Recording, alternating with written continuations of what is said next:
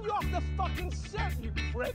What is that? What is violence? All right, bitch ass fucking shit. I'll fucking choke your fucking What are you face. doing? Do you not talk to me? Fuck you! I'm just trying to fucking help you. Do you understand? No, I'm pretty far from okay, man. Take it one fucking line at a time. Yeah, I can't read it. There's no words on it. I'm gonna fucking kick your fucking ass! You know, shut up for a second, alright?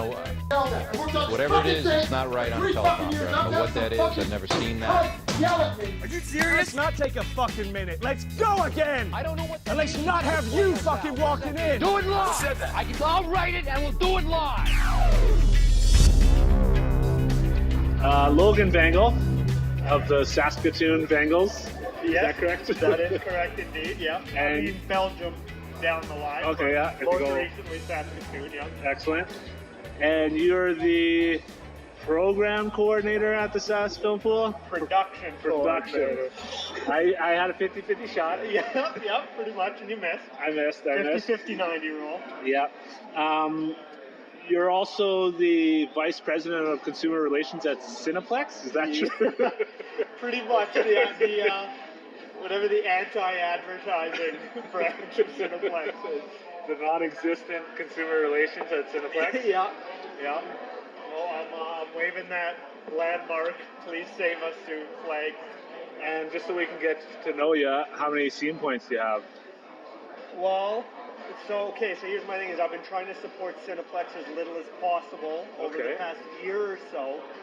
So I'd accrued, I think, 58,000 over the past 9 or 10 years. Yeah. And over the past 9 years, and this year I've been spending them so as to not give them any new money, and so I've gone from 58,000 to 800 in the past year. Nice. Yeah, so they're all gone. So that's an interesting thing with one, because I never save my scene points. I spend them as soon as I got them. I got 3,000 right now because I'm making money, so Yeah. I figured I'll save it, but those will be gone in a week. So I never understood this saving them up. But I do love it if it's to fight inflation. If that's what you and Carnegie were actually doing it, that's like the most brilliant thing ever. Let's say that. But I feel like it's not.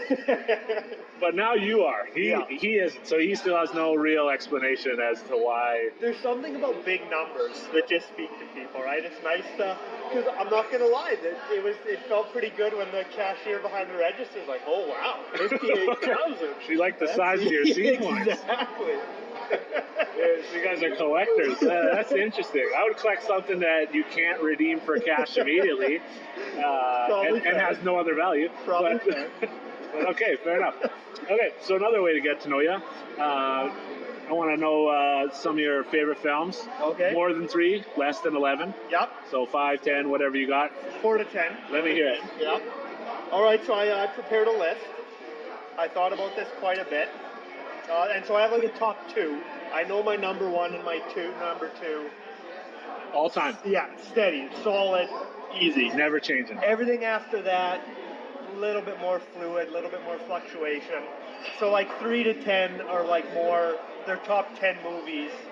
I can't say that they're 3 to 10. They could be anywhere in there. Okay, because I'm going to judge you entirely on this. And I have a couple of notes to preface this too, by the way. Okay, good.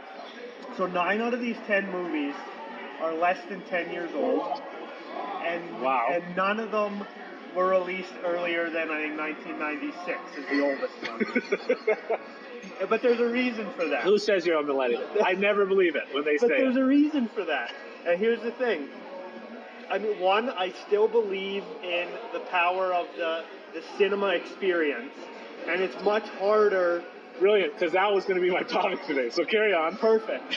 So it's much harder to watch classic cinema in theater. Not impossible, but much harder. Yes. I mean, I did just see The Apartment in a stunning 4K ripped from a 35mm restored, but sure. Which sounds phenomenal. Yeah.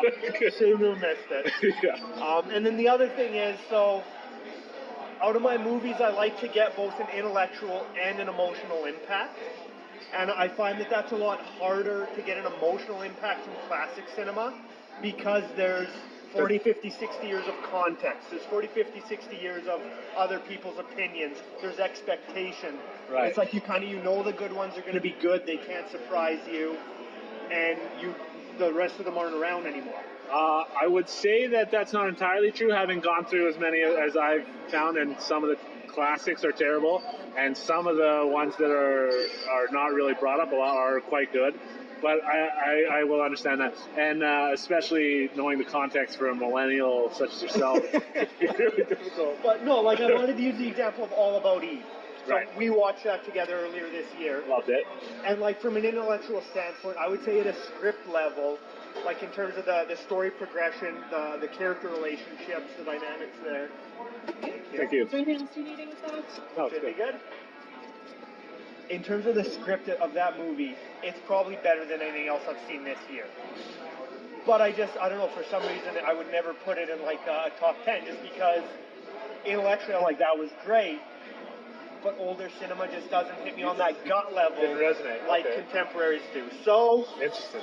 that said, there's nothing older than 10 years on here, but I want to make sure that people don't think I'm some slack-jawed, mouth-breathing pleb who only watches stuff from the last 10 Yeah, years. you may be a slack-jawed, mouth-breathing pleb that only watches stuff in the last 10 years, but you are not a hooker.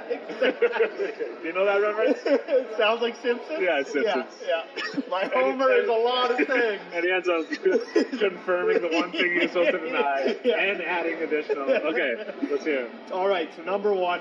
It's been my number one since I first saw it in 2008, I believe it was released. It's a Jared Leto, Canadian-French co-production, Mr. Nobody. Nice. Not a lot of Jared Leto vehicles, I feel like, are number one in people's books, so I'm sure he's proud of that. And even this film, like, it spoke to me on so many levels. Anytime I tell somebody this is my number one, always the response is, really? Or, what's that? I've never heard of it. Yeah. Those are the only two. Nobody's like, yeah, that's a great film. It's always like, I guess I could kind of see that, but... Yeah, mine was the latter. It was at a time when I wasn't really following what was current in, like, the art world, so I kind of missed it that way, and I was more... I don't know, actually... It was just before I started to get into classic cinema, so I was watching, like, current stuff, but more Hollywood fare rather than... Yeah. And I've seen it, and I liked it quite a bit. Very good film. And yeah, that was sort of when I just started to really commit to watching movies and being a movie guy more seriously. So maybe that factors in too, right? Right. Number two, it's by my favorite working director, Denis Villeneuve, Enemy. Nice. Is the first picture he shot with Jake Gyllenhaal, but the second movie to be released with Jake Gyllenhaal. Fun factoid. Yeah, shot this before Prisoners, but Prisoners was released before Enemy. That's a kind of hard-hitting angle you can't get on any other podcast, I assure you. And then, yeah, like I say, those are hard number one. What's he working on right now? Do you know? Villeneuve? Dune. He's doing He's doing a new Dune. He's so good that he's going to tackle the biggest challenge that he's sure to fail at. Yeah. I was actually just reading an interview with the editor of Blade Runner 2049 earlier today. No, I want to hear about the editor of Blade. He's not doing any interviews right now. Yeah. And so that we know of. apparently he won't admit that he's doing Dune, but it's like it's all a certainty that because he's done everything Denis has directed. Right, since like forever. Is there any cast at all for that yet? So apparently, is it Timothy Gosling? Chalamet? Oh, I like. And who is the actress? I'm not going to be able to remember it off the top of my head. Do you know what she's in? No.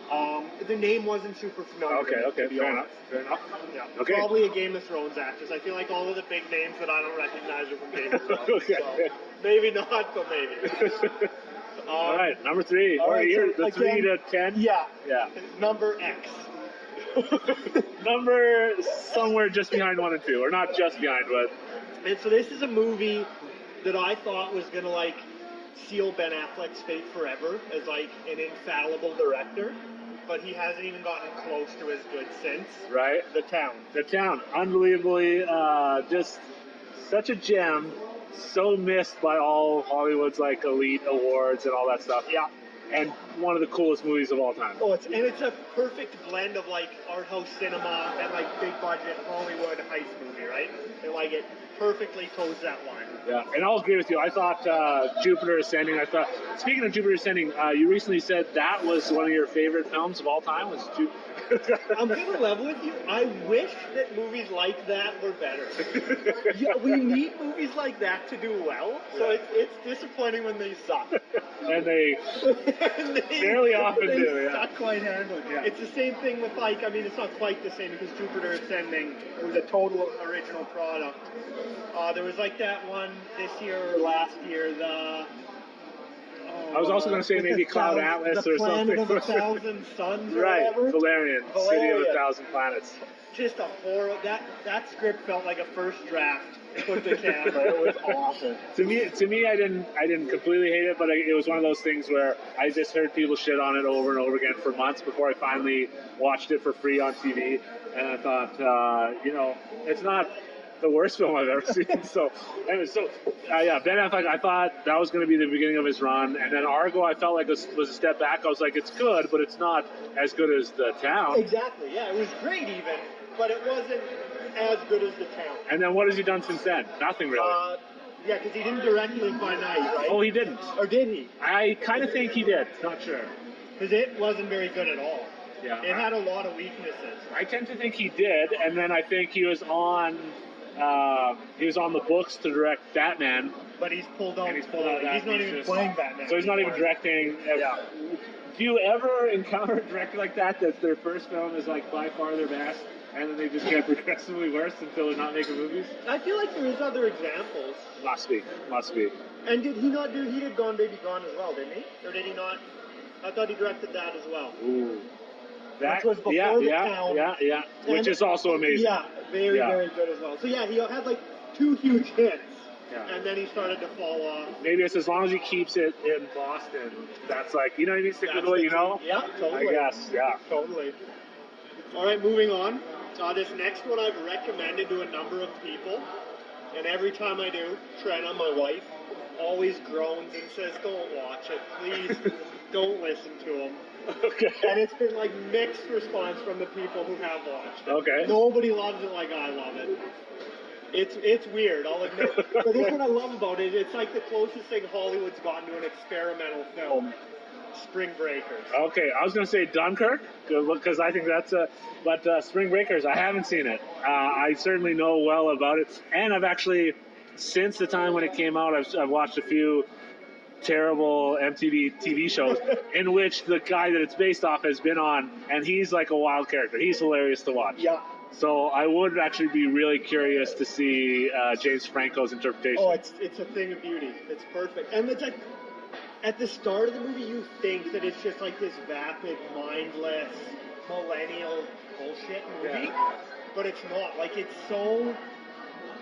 really deep and brilliant and intelligent, but while acting like young and douchey and pointless. High praise. It's incredible. It's incredible. Okay, it was on my list for a while of things that I will watch, and it kind of slowly fell off, but I'll put it back on, knowing that it's one of those movies that I'll think about it like every year or two, and then I have to watch it again. Like it's wow. No passion burns for Spring Breakers. Okay.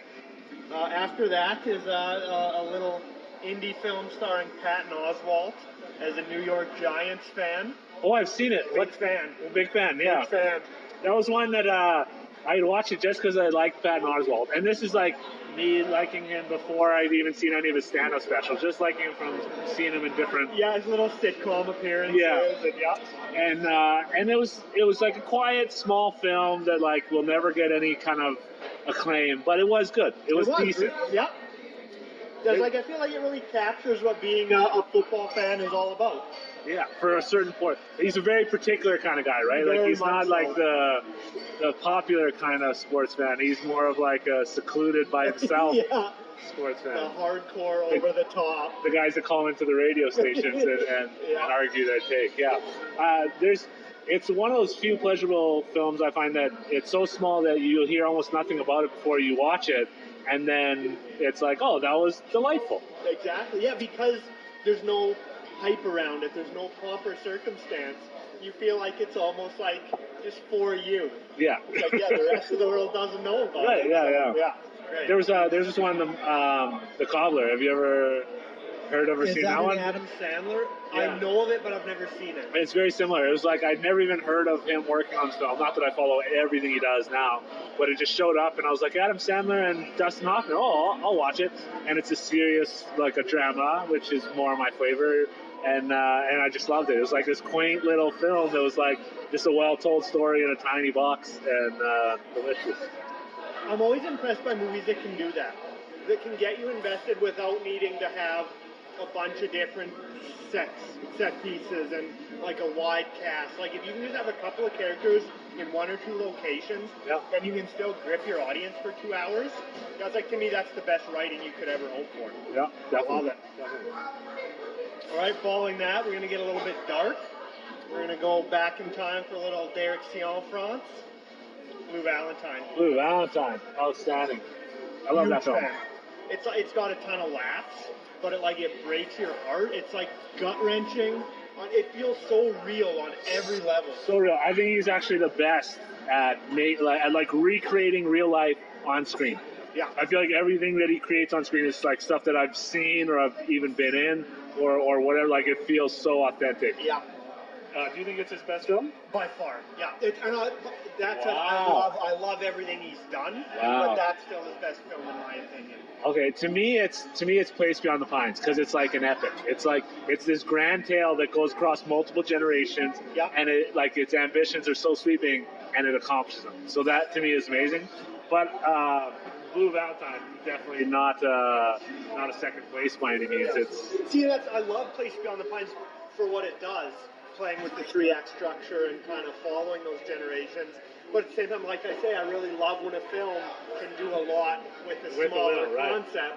So that speaks to me a little more. Even thinking about it now, all I think about is just like the scene that I remember is like him and Gosling and Williams on the street when they're like walking down the street. And I think they have a fight.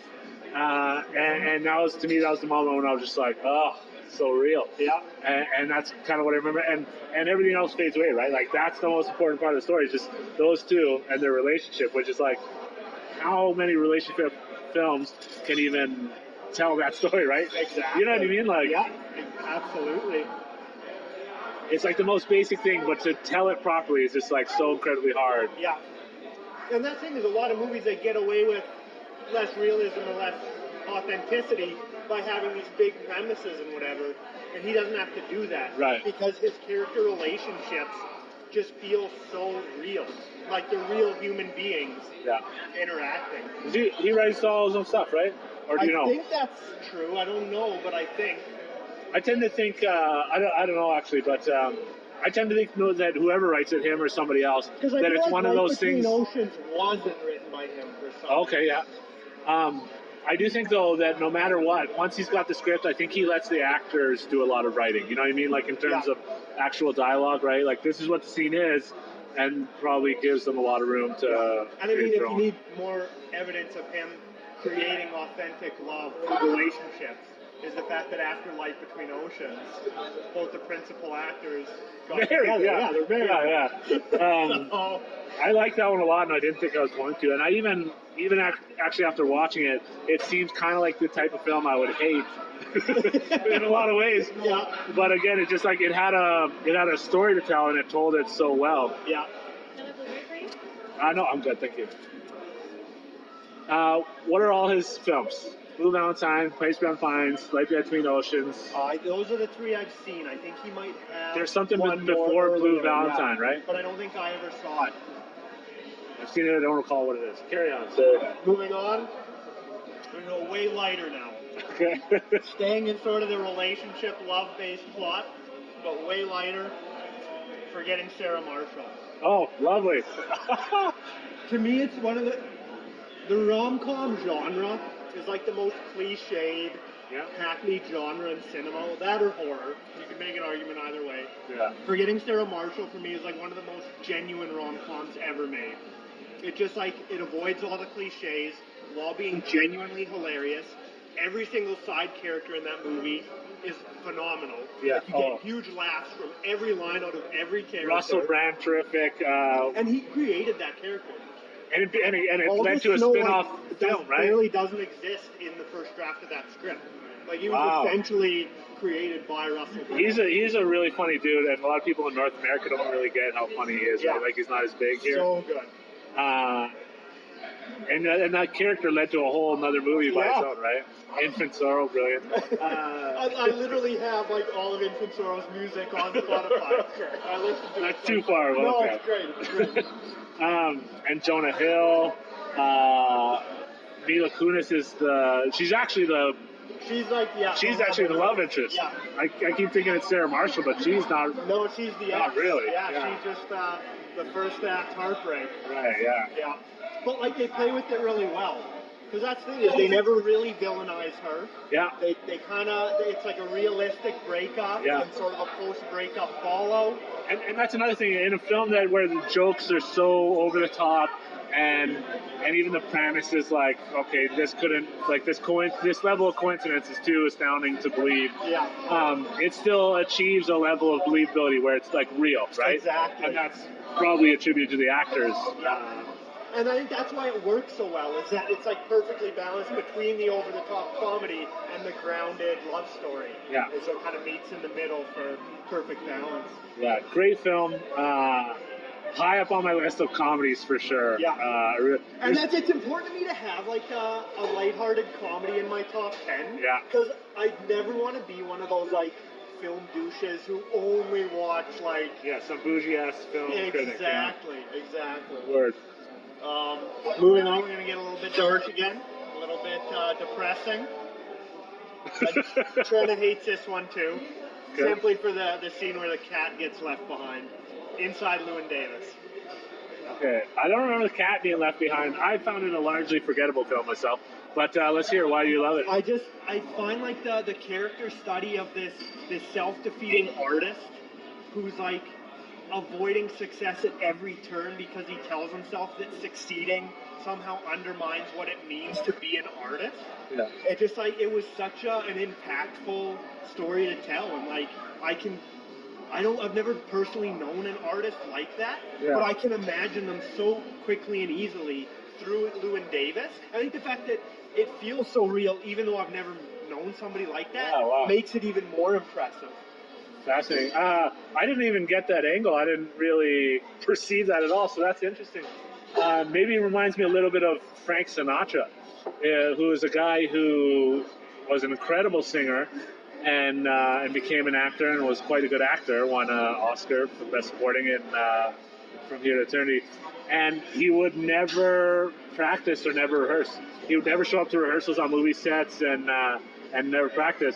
And it was maybe something of that he didn't want people to say that was his best, and that so he failed at it, right? So that if you didn't rehearse, then people couldn't say like that's the best he's got. He's still got something more than thank. But I would think it's also sort of that, right? Is it like purposefully sabotaging your own success? Yeah. Because that way he can tell himself he's got a little bit more in the tank. Yeah, yeah. And so that if he gets any critique, Sort of a way of prolonging the future, or resetting expectations, right? Yeah. It's kind of like a girl that I knew that she would hate to have the future planned in any way that was concrete. So that if she knew that this was going to be the turnout, she would immediately like do something to change that. You get what I'm saying? yeah, that's crazy to me. No, I know, and me too. And I knew her. And even if it was a successful thing, like a job or whatever, right? Like she just didn't like having everything set in stone. She wanted the mystery and the spontaneity. Yeah. The point of life is the uncertainty for her. For her, yeah. Yeah. And sadly, I've kind of adopted some of it from her. I hope not to the level that I sabotage my own future. Yeah, I but don't know. There's a little bit of virtue in kind of knowing where your life is going.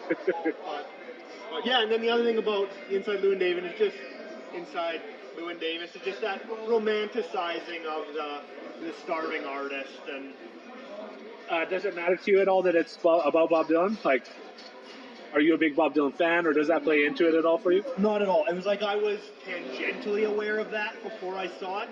I often forget that tidbit. Okay. So, yeah, no, that didn't really play into my enjoyment. Okay, cool. don't get me wrong, I enjoy Bob Dylan, but I'm far from the Who, biggest. who doesn't? You could probably be labeled a traitor to North America if you say that you don't like Bob Dylan. Fair point. All right, 9 out of 10. Don't think twice. Wow. I am not. I did not expect to hear that from you on your top 10. Huge fan. Wow. I don't know, there's something about Very. movies that sort of examine and discuss the creative process. And Okay, especially yeah. the way that Don't Think Twice, it totally captures, like, when you're in an artistic discipline, like us sort of being filmmakers and in the film scene, it's like this situation where you wish all the success of the world on your friends, but at the same time recognizing that It's in sort a of lot of ways competition. their success robs you of your success in some small way. It really is competition, right? Yeah, exactly. So there's those really complicated dynamics Yeah. of how that can create a little bit of resentment, but you don't want it to be resentment, but you can't help that resentment's there. And so I thought it played with those dynamics so well. Definitely. And again, there's a lot of that self-defeating, like with Britta from I was going to Community. say, how with about her character. character? What do you think about that? Sacrificing It's her brilliant future. because it's true. Like it's nerve-wracking, kind of taking that next step. Yeah. But that's the point. It has to be nerve-wracking for you to grow as an artist. And so those are the two different types of artists, right? Those who kind of want to do it as a hobby and get comfortable and just do it enough to sort of feed that little drive within you enough that Right. it doesn't starve, Yeah. but you're never going to nourish it so it can grow. Yeah. And that's her. But then you got the other artists who will do anything, who will steal material and undermine to keep growing and becoming bigger. And that's like there's the aspects of like, are you just doing it for the audience, the crowd appeal, or are you doing it for like that? It plays so well with the varied ways that people approach art, why they do it, how they do it, what they do it for, Yeah. who they do it for. It was so effective in so many ways in terms of that creative person and that creative process. It blew me away. Like, I didn't think about anything except that movie for an hour after I finished watching that movie. So you didn't think twice. I just thought once really long and hard. Wow, that surprised me, but I can totally relate to that. And I do think it was quite great at that. For me, it's Prestige. The Prestige is that film for me. Yeah, totally. Then I'm like, that's perfectly how art is, and specifically filmmaking. I think it's about filmmaking. Totally. But so definitely I can appreciate that. And I think the cast is great. I was really falling in love with, what's her name at that point? The girl who plays Britt. What's her name? I can never remember her real name. Oh, it's on the tip of my tongue. Anyways, her and then Keegan-Michael Key was good. I saw him with The Predator last night. I just saw a trailer for him. I didn't realize he was in it. He looks really good. I think they made him a little too over the top, but I love him anytime he's on screen, wherever he is. Like, he's always a welcome surprise for me. When he shows up in Fargo, I smile and almost laugh immediately just seeing him. Right? He's It's that like type of person. one of those guys. So, Yeah. all right, what's your next one? All right. And so my last one, it's actually one that you and I watched together relatively recently. Jupiter Ascending. Falling Down. Falling Down, brilliant. Yes, we watched it in HD Yeah. or Blu-ray, or what was it? Yeah, Blu-ray. Yeah. And it was a totally different movie, like a totally different visual experience Yeah. watching it in Blu-ray, because I'd only ever seen it probably literally on like old VHS before the 4K Blu-ray. Yeah, very much of the period. Yeah. Yeah. Yeah, wow. And it's, I don't know, I just love the idea of you've got this vigilante, this guy who's outside of society, but he doesn't realize it. He's just trying to do his best. He feels cheated by the system, but it's like the system cheats everybody, and Yeah. most people aren't doing these horrible, violent things to their families. Yeah, but So- it's almost like if most people had an open eye or cared about it, maybe they would. You know what I mean? Like Totally, yeah, he he's just- someone who actually takes action, which He's not a lot of the people do. unbridled version of what most people wish they could be. And I think it's on the edge of like a lot of people could end up there very easily. Like I think I have a comedian that I listen to talks about this all the time, that like the difference between like the suicide bomber or this guy, the guy who goes postal, and us is like such a thin line of like whatever you want to call it, right? Like of that, we got that last defense wall of inhibition of like maybe you even think things or whatever, and you're like, that's crazy. Yeah. and maybe we put it into our art as a way of like expressing it. Anyways, I think there's like a lot in common between that kind of person and the normal, average person. That's one sort of a turn of phrase that I use frequently. It's not directly related, but similar. It's like the only difference between sanity and insanity is whether you recognize an insane thought as an insane thought. Right. And so that's essentially the only thing between radicalism and traditionalism. Yeah. Is whether you recognize that thought is not okay. Yeah. Yeah, and such a great cinematic experience, that film. Like, I know I was really impressed with just feeling the heat through the screen when he's sitting in Rush Hour, and a lot of the things that they did with it. And just how it captures like that dirty grunginess of Los Angeles in its rougher neighborhoods. Like, I don't know if I can think of another movie off the top of my head outside of like sci-fi fantasy that have a lot of sweeping landscapes that have to create a world out of nothing.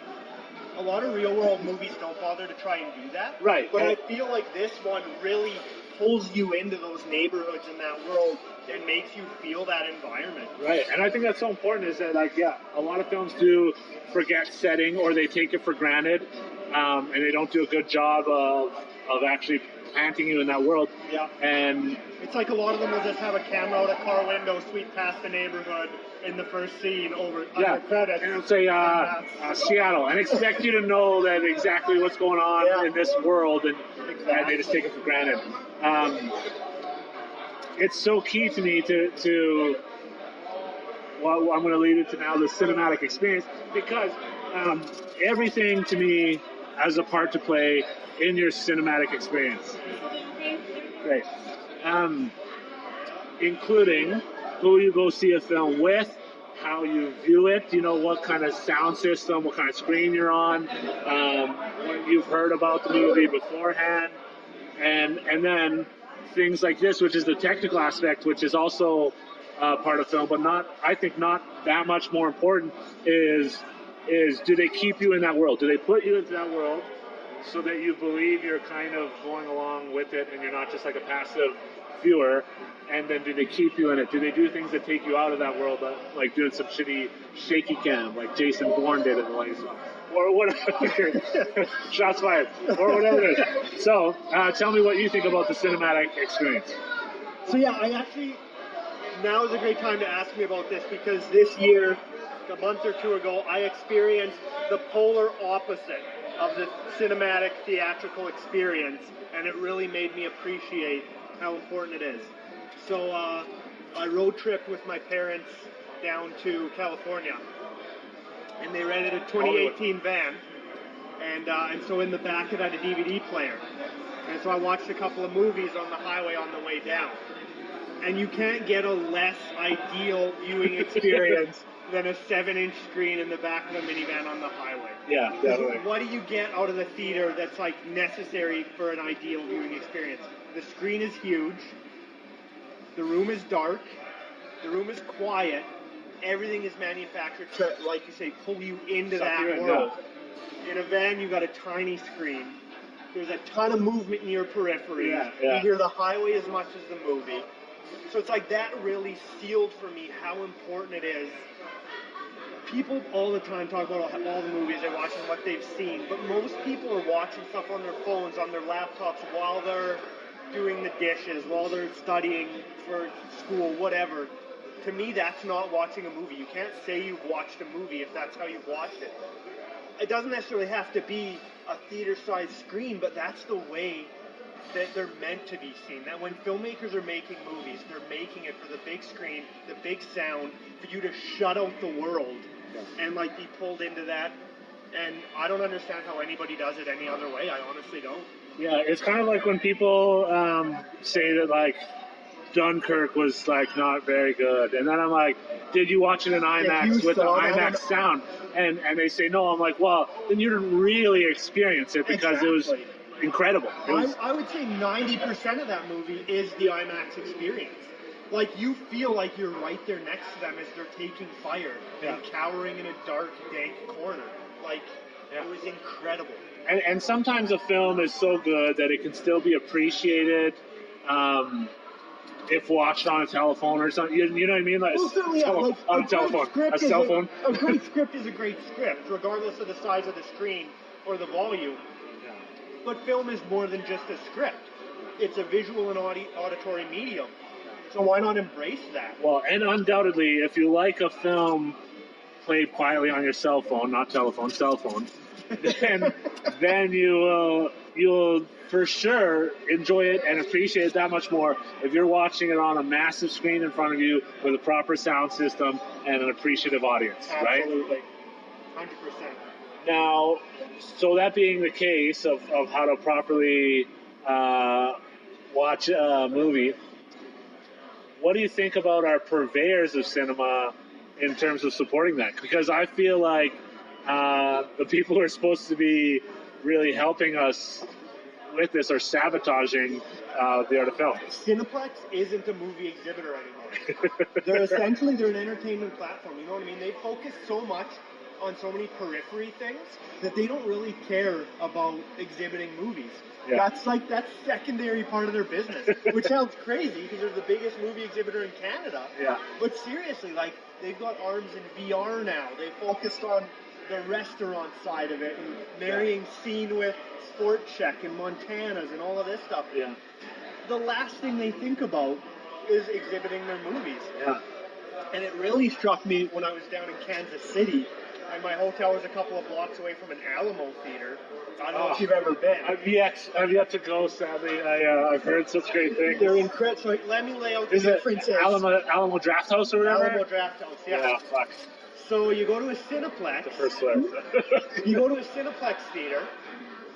You'll get a bit of a pre-show. It's about half commercials and half movie content. And then you'll get what do they call their little time play, which is only a means to get you in your butt into the seat so that you can watch commercials. So yeah, exactly. And it's the worst. It's the worst. Yes. And then you get more commercials, and then you get the trailers, and then you get the movie. I remember how mad I was the first time one commercial showed up before a trailer. And that was 12 minutes of commercials. Exactly. I was effing livid. And that, to look back on those days, I would sell my soul for one commercial before the movie. There was like a 3-month span where they were even putting one commercial in between the movie trailers. I didn't say anything. I just about exploded. I didn't say anything because I'm not that kind of person, although I got so close to writing a bunch of emails. Yeah. But it infuriated me. I was so angry. And if they continue to do that. Anyways, I can't wait for Landmark Cinemas to be here. So here's what you get for your pre-show when you go to the Alamo Draft House. You get a hand-chosen, custom-made, tailored to the movie you're about to watch pre-show. It's interviews and behind-the-scenes footage of the director's previous work, this movie. It's related YouTube videos, comedy shorts, weird, eclectic stuff. It's handmade for what you're about to watch to get you in the mindset, to get you in the mood. They've got Do you think we could ever get these guys to come to Canada? Oh man, I would do whatever it takes. Maybe we should start petitioning. Tell me who to murder and I'll do it. I will do it without question. It's just incredible. And so here's the other thing, is that the Alamo Draft House, I mean, they have, as a standard, you can order food, popcorn, whatever, right to your seat. Yeah. You just fill out a little placard, hand it to the usher, and they'll bring it straight to your seat. If anybody pulls out their phone, if anybody leans over and talks to the person beside them, the usher escorts them out of the building. No refund, no apology. That's not what a movie theater's for. Damn it, I need to go to this place. It's incredible. That's the best. The original location was in Texas. Yeah. And so a girl got kicked out in Texas, and she left that location like a 15-minute voicemail, totally chewing them out and how they were a joke organization. That's not how you treat customers. They put that in the pre-show for months after, being like, if you're this type of person, get out right now. We don't want you. That's what a movie theater should be. It's about the movie. Why are you paying $15 to go on Tinder? Yeah. I don't understand. I've literally seen people spend 8 minutes on Tinder in the middle of a movie. You can do that at home for free. Yeah. With the cost of your cell phone plan. Yeah. At one point, I do begrudge them for doing that, but at the same time, we need to get as many butts in the seats as we can. Otherwise, like this thing called cinema could die, right? I don't think it will. It may not continue to exist as we know it, but I don't think it'll ever die. Because there's always a market for the best way to consume art and media. LPs are making a comeback because it's a higher quality sound than digital. It's small, I know, but it's not dead, right? But disco is not making a comeback. Bolodromes are not making a comeback. Roller skating rinks are not making a comeback. Because nobody's really demanding that. There's always going to be a demand for good fictional stories told in a visual and auditory medium. Yeah. Storytelling has been like a human need since ever, right? Yeah, Since the dawn of time. And what better way to tell a story? That's the one thing that a movie can do that no other form of storytelling can do, is give you the storyteller's version. When you read a book, you're imagining what the words are conveying. So that's more of a relationship between the writer and the reader. Plus, people are lazy and they don't like to read. Yeah, also true. Less and less every day. But with a film, you get exactly what the director wants you to get.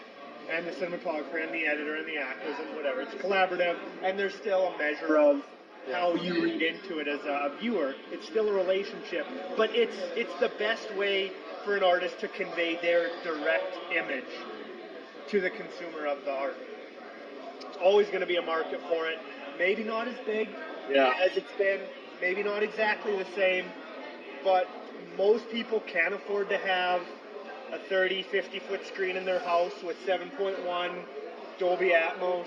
Right. If Cineplex keeps going the way it goes, I mean, most people won't be able to afford to go to movies either. But Cineplex can't die soon enough. Cineplex barely counts as a theater-going experience. Yeah. There's many other things I'd like to talk to you, including about people who think that at some point AI is going to make movies for us, and those will be the ones we watch. But I've seen a movie written by AI. Okay, save it. Well, perhaps another time. I think we've run out of time. I'm worried that you're not going to be able to eat your food in time for us to go see the movie. Never order food when you need to talk to somebody on a podcast. Ever. And then I let you do all the talking while your food gets cold. But anyways, thanks for being on. I would end it with just one thing, and that's, what is the movie you're most looking forward to seeing in this world? I can't answer it because I feel like expectation changes the way you view a movie. I go to great pains to not keep up with what's coming out. I try to keep a bit of a pulse on like what people are hyped about. I try to watch as few trailers as possible. I couldn't tell you what came out this Friday, what's coming out next Friday. I want to go to a movie. I check what's playing in Studio 7, what the Metacritic scores are on what's playing at the Cineplex, and I go to something. Okay. So I don't really anticipate stuff ahead of time. I just try and get pleasantly surprised while I'm seeing it. Interesting angle. Smart. But that said, I'm going to hold you to give me one. So what's a movie that's on your radar at least? That is coming out in the future that you are going to go see? Definitely going to go see Mandy. And I am willing to wager that happens in less than half an hour. How are you guys doing over here? We're doing great.